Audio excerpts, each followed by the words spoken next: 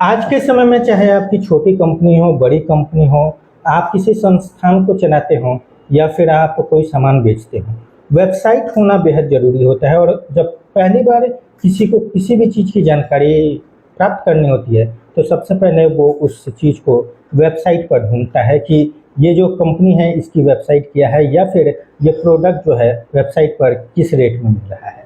इसलिए वेबसाइट का बनाना और वेबसाइट को बनना बेहद ज़रूरी होता है, और इसीलिए वेबसाइट डेवलपमेंट नाम का भी एक कोर्स होता है जो आज के समय में बहुत इम्पोर्टेंट होता है। लेकिन क्या होता है website development course, website developer कैसे काम करते हैं, क्या क्या चुनौतियां आती हैं, और आज के समय में जब एआई का ज़माना आ चुका है तो यहाँ पर किस तरह की अपॉर्चुनिटी है या किस तरह की चुनौती हैं, आज इन सब सवालों का जवाब हम प्राप्त करेंगे। क्योंकि हमारे साथ मौजूद हैं WCS टेक्नोलॉजी के संस्थापक आनंद सर। सर, सबसे पहले तो आपका एक बार फिर से हमारे चैनल पर स्वागत है। धन्यवाद। सबसे पहले आपको बहुत बहुत धन्यवाद। वेबसाइट डेवलपमेंट सर क्या होता है?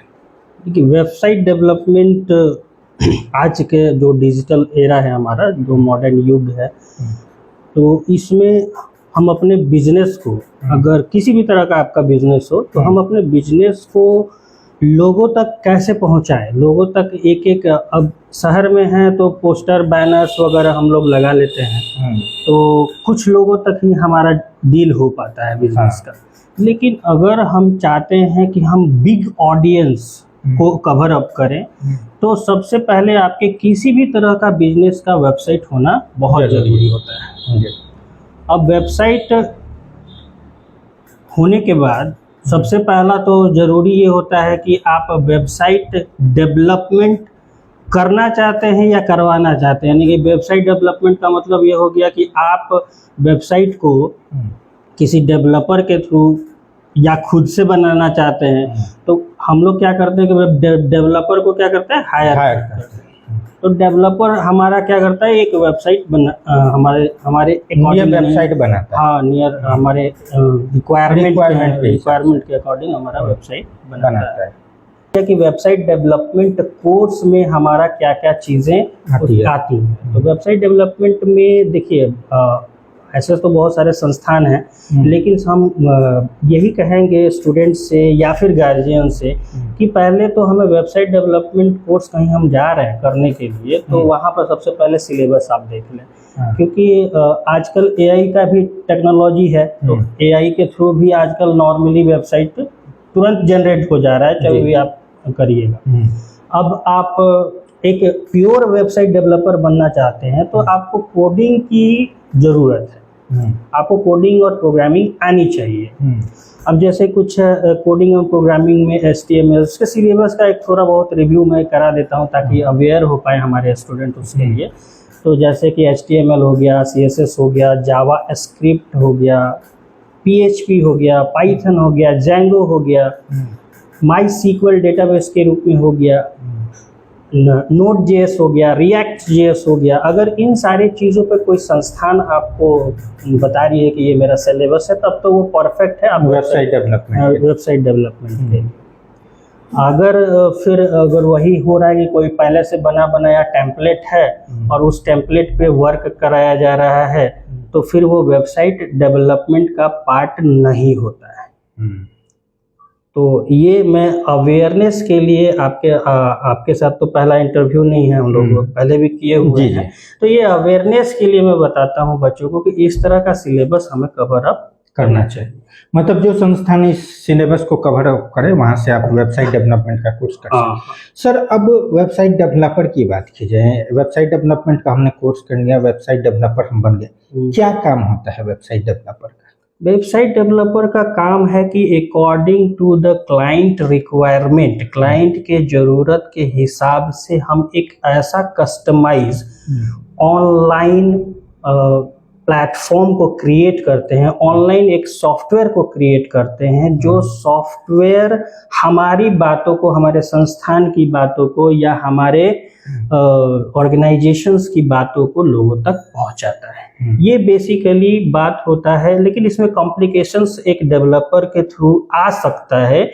वो कॉम्प्लिकेशंस ये है कि क्लाइंट के रिक्वायरमेंट डिफरेंट तरीके का होता है, और डिफरेंट तरीके के क्लाइंट के रिक्वायरमेंट को सेटिस्फाई करने के लिए लिए वहीं पे तो एक डेवलपर की भूमिका मेन आती है कि हम किस तरह का strategy, planning, procedures, modules, programming करें कि उस क्लाइंट का रिक्वायरमेंट हम फुलफिल कर पाए। अब सर थोड़ी सी बात वेबसाइट की एक बार फिर से करें तो कितने प्रकार की आज के समय में वेबसाइट है, क्योंकि अलग अलग कंपनियां हैं, अलग अलग तौर की कंपनियां हैं, तो नॉर्मली अगर देखा जाए तो कितने प्रकार की वेबसाइट होती हैं? जैसे अब मान लीजिए अगर कोई मीडिया संस्थान है उसका वेबसाइट कुछ अलग तरीके का होगा, कोई इंस्टीट्यूशन है उसका वेबसाइट कुछ अलग हो, तो मेनली कितने प्रकार की वेबसाइट? देखिए, वेबसाइट तो एक्चुअल में दो ही तरह का वेबसाइट होता है, और या तो वो वेबसाइट स्टैटिक होगा या तो वो वेबसाइट डायनेमिक होगा।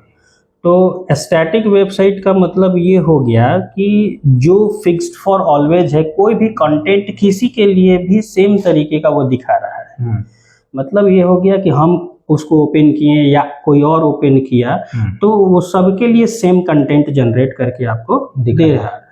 लेकिन अगर यूजर बाय यूजर, यानी कि एक यूजर और दूसरा यूजर सबके लिए अलग अलग कंटेंट क्रिएशन कर रहा है, वो सबके लिए अलग अलग चीजों को वो दिखा रहा है, तो वो हमारा डायनेमिक वेबसाइट में आ जाता है। जैसे अमेज़न हुआ, फ्लिपकार्ट हुआ, ये सारी डायनेमिक चीजें हैं। ऑनलाइन इंक्वायरी सिस्टम हो गया, ये ऑनलाइन रिजल्ट हो गया, ये सारा चीज हमारा क्या है, डायनेमिक वेबसाइट के अंदर आता है। इसलिए हम बोलते हैं कि हमें दो ही तरह का वेबसाइट को हम लोग कैटेगराइज करते हैं, या तो स्टैटिक वेबसाइट या नहीं तो डायनेमिक वेबसाइट। सर एआई का जमाना है, तो एआई के जमाने में हम लोग देखते हैं कि बस हम बोलते हैं और काम हो जाता है।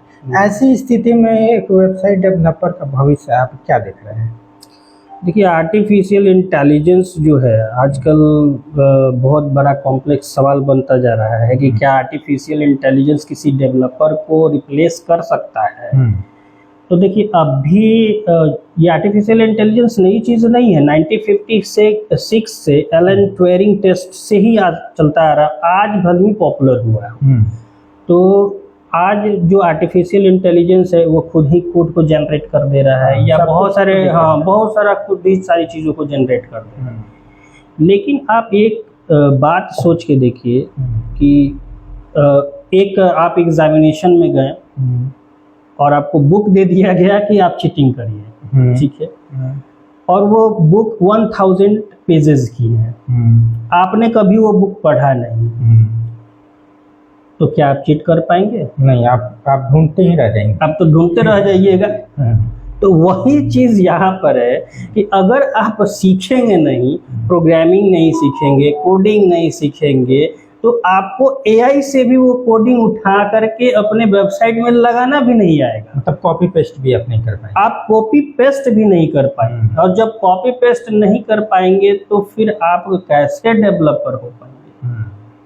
तो सेम वही समझिए कि एआई एक डेवलपर को रिप्लेस नहीं कर रहा है। हाँ, ये चीज़ ज़रूरी है समझना कि किस तरह के जॉब को रिप्लेस कर पा रहे हैं। जैसे क्लर्कियल जॉब हो गया, एचआर मैनेजमेंट का जॉब हो गया, कुछ एक्सेल वगैरह पे हम वर्क कर रहे हैं, तो उन सारी चीज़ों को रिप्लेस कर पा रहा है। बट एआई किसी डेवलपर के जॉब को और पोस्ट को रिप्लेस नहीं कर पाएगा अभी के करेंट सिचुएशन के आधार पर। आगे क्या होने वाला है ये अभी मैं और कोई कुछ भी बताया नहीं जा सकता फ्यूचर में क्या होगा। बट अभी में क्या है कि अभी नैरो एआई आई हुई है। नैरो मतलब वीक एआई। अभी भी इतना स्ट्रॉन्ग हम लोगों को लग रहा है, लेकिन ये हमारे साइंटिस्ट बोल रहे हैं कि ये नैरो एआई है, मतलब वीक है। अभी आने वाला जो एआई है वो काफी स्ट्रांग होगा, और जिसका नाम हम लोग एआई से रिप्लेस होकर के एजीआई हो जाएगा, आर्टिफिशियल जनरल इंटेलिजेंस हो जाएगा। इसमें क्या सर होगा?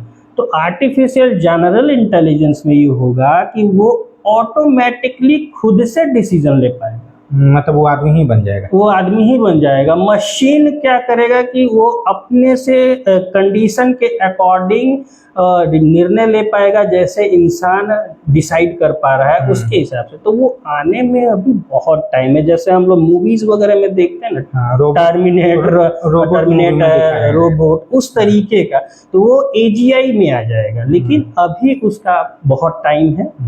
तो इसलिए हम लोगों से ये भी अपील कर रहे हैं, चाहे बच्चों से, विद्यार्थियों से ये भी अपील कर रहे हैं कि घबराएं नहीं, एआई बहुत बड़ा नहीं है। हमारे पास जब कंप्यूटर आया था फर्स्ट टाइम तो बहुत सारी बातें हो रही थी कि नहीं जॉब चला जाएगा, जॉब चला जाएगा, लेकिन उसी कंप्यूटर की वजह से बहुत सारा जॉब जनरेट भी हुआ। बिल्कुल।